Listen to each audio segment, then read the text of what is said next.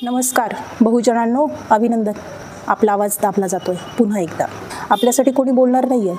मला आधी वाटायचं बहुजनांच्या फक्त माणसांचं जीवन किड्यामुंगीसारखं आहे, पण मला आज कळालं आपलंच नाही तर आपल्या नेत्याचं जीवनसुद्धा किड्यामुंगीसारखं आहे. कारण मी 13 दिवस झाले दादांसाठी कंटिन्यू पोस्ट टाकत आहे.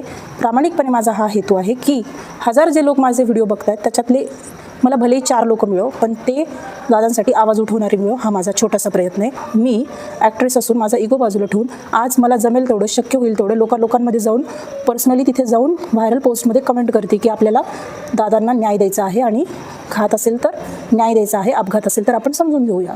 पण तुम्हाला सांगते, मला माझं हे जे इंस्टाग्राम अकाउंट आहे ना, फेसबुकला जॉईंट जे अकाउंट आहे, तिकडे पोस्ट केल्यामुळे तिकडे पोस्ट ऑफ शेअर होत असल्यामुळे ते ॲक्टिव्ह झालं आणि लोक मला इतके त्रास देत आहेत ना. हे एका पक्षाचे लोक, BJPचे असतील, आय डोंट नो, इतका त्रास देतात मला फेसबुकला, पण हे का आम्हाला कळत नाहीये. तुमचं असं व्यक्त होण्यामुळे ना आम्हाला डाऊट येतोय की तुम्ही आमचा आवाज दाबायचा का प्रयत्न करताय. म्हणून असं वाटतं की काहीतरी नक्की मोठा विषय दाबला जातोय. तुम्हाला माहिती आहे आपल्याला काय सांगितलं जातंय? अजितदादा गेले, आता तो विषय सोडून द्या, आता राजकारण करत बसू नका. हे आपल्याला कोण बोललंय? आपले माननीय मुख्यमंत्री साहेब.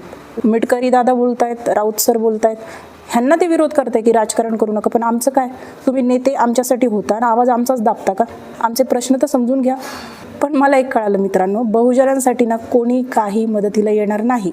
आपण भलेही आज डॉक्टर असो, मोठ्या मोठ्या पदावर काम करत असो, पण हे लोक आपल्याला ना त्याच दृष्टीने बघणार आणि काही आपल्यासोबत अन्याय झाला ना तर कोणी मदतीला येणार नाही. सोमनाथ सूर्यवंशी प्रकरण मागे जी विटंबना झाली होती बाबासाहेबांची आणि संविधानाची, त्यावेळेस सोमनाथ सूर्यवंशी हे त्या आंदोलनात सहभागी होते आणि पोलिसांनी अटक करून लाठीचार्ज करून त्याचा मृत्यू झाला. पण आपले मुख्यमंत्री साहेब काय बोलले की त्याला काहीतरी आजार होता आणि त्यात त्याचे मरण झाले. जेव्हा पोस्टमार्टम झालं तेव्हा कळालं की त्याला मारण्यात आल्यामुळे त्याचा मृत्यू झालाय. आणि हे लोक काय करतात? त्या पोलिसांवर गुन्हा दाखल करतात आणि आजही केस कोर्टात चालू आहे. पण आपल्यासाठी कोण लढत आहे आज? आदरणीय बाळासाहेब आंबेडकर हेच लढणार आपल्यासाठी. आपलेच लोक लढणार. आपल्यालाच आवाज उठवायचा आहे. हे कुणी येऊन वरतून आपल्याला मदत करणार नाही. त्यामुळे जागी व्हा. मला सगळेजण मेसेज करत आहेत, ताई आम्ही तुमच्यासोबत आहोत अजितदादांच्या या विषयात. माझ्यासोबत नका राहू, तुम्ही आहात तिथून आवाज उठवण्याचा प्रयत्न करा. एवढाच माझा प्रयत्न आहे व्हायचा. आपण एक माणूस म्हणून आवाज उठवायला नको काही वाईट घडत असेल तर.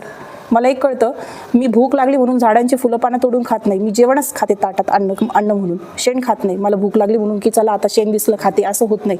काय चांगलं काय वाईट हे तर मला कळतं, याची तर मला जाण आहे. मी काही बोलले तरी ही या पक्षाची ती त्या पक्षाची किंवा व्ह्यूसाठी करते.